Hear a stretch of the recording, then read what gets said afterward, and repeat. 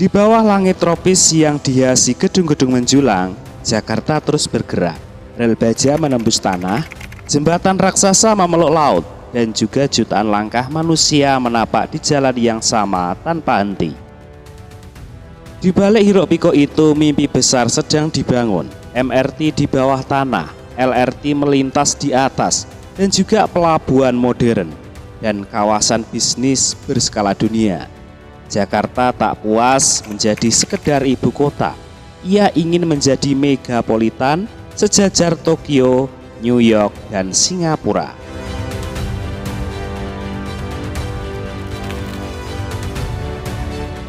Tapi pertanyaannya, cukupkah infrastruktur?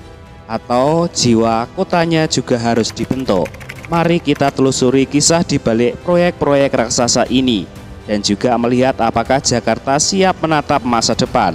Karena megapolitan bukan hanya soal tinggi gedung, tapi tentang membuat warganya bangga untuk hidup di dalamnya.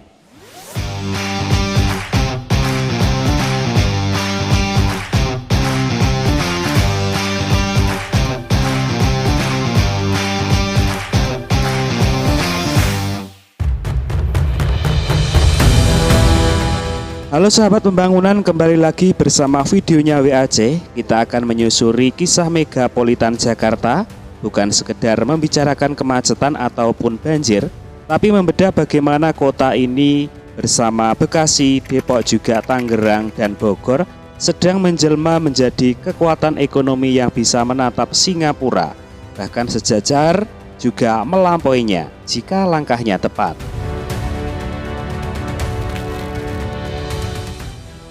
Sahabat semuanya, Jabotabek bukan sekedar kumpulan kota. Dengan 32 juta jiwa, ia adalah salah satu megapolitan terbesar dunia. Nilai ekonominya diperkirakan mencapai 430 miliar dolar Amerika Serikat, hampir setara GDP Singapura pada tahun 2025. Bedanya, Singapura mencapai dengan populasi hanya 5,6 juta jiwa. Artinya, produktivitas per orang Jakarta masih harus digenjot.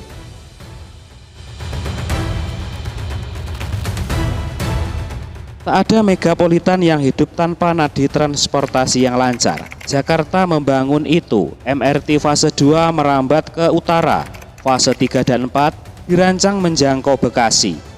LRT menghubungkan kawasan industri dan juga pusat kota. Tol lingkar luar mengikat pinggiran ke pusat. Sementara kereta cepat memendekkan jarak ke Bandung. Ini fondasi yang tak hanya memindahkan orang, tapi juga memindahkan peluang. Singapura dikenal sebagai pusat keuangan global. Jakarta belum sampai sana, tapi sedang mengasah taringnya. SCBD, Rusun Epicentrum, dan juga Pantai Indah Kapuk semuanya dirancang sebagai etalase bisnis kelas dunia. Perusahaan multinasional mulai menjadikan Jakarta sebagai basis Asia Tenggara, bukan hanya pasar.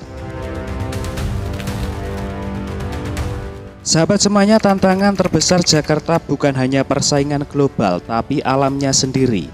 Penurunan tanah di utara mencapai 10 cm per tahun. Banjir rob mengancam, sehingga proyek NCICD Tanggul Laut Raksasa menjadi pelindung vital.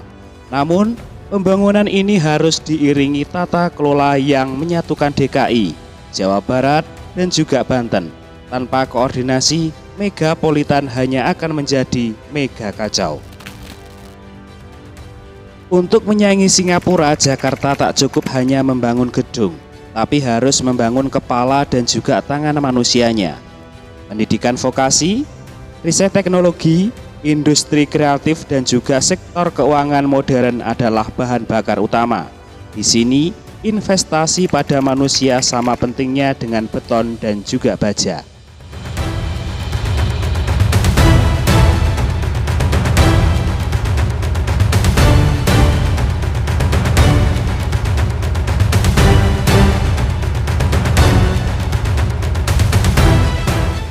Sahabat semuanya, kalau pembangunan ini konsisten, Jakarta Raya bisa melampaui Singapura dalam total GDP dalam 10 tahun.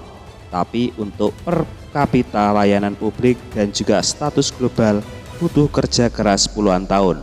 Menurut kalian, apa prioritas terpenting untuk mewujudkannya?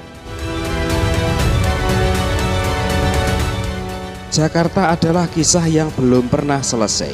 Dari kampung nelayan menjadi pelabuhan internasional, dari kota kolonial menjadi pusat publik, dan kini dari ibu kota menjadi megapolitan dunia. Apakah ia akan melampaui Singapura? Jawabannya ada pada keseriusan kita membangun bukan hanya beton tapi juga masa depan. Sahabat UAJ semuanya, menyusuri jejak pembangunan dan meresapi nafas alam dan belajar dari dunia untuk Indonesia yang lebih tangguh.